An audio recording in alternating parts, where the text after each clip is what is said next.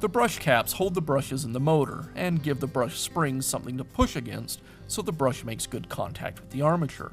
Brush caps are typically damaged while removing or reinstalling them when servicing the brushes. Because they are made of a hard plastic, it doesn't take much to strip the head out with a screwdriver. If the head becomes too damaged, you might need to carefully chisel the cap away so a new one can be installed.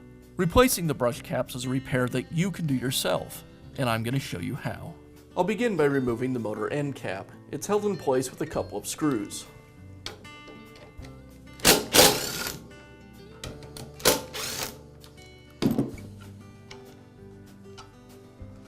The brush caps are located on either side of the motor.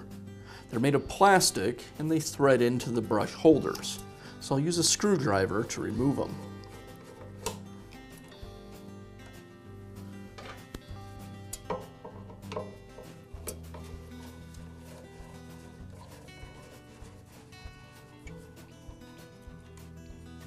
The trickiest part of installing the new brush cap is getting the brush lined up beneath it.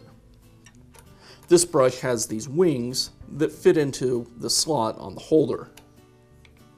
So line up those wings with that slot, insert the brush into the opening, and hold it in place with one finger while I install the cap. I want to let the cap hold the brush in place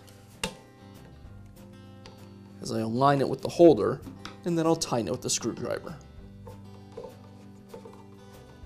want to be careful not to strip out the threads on the new cap. And these don't need to be super tight, just enough so they'll stay in place. I'll repeat this on the other side.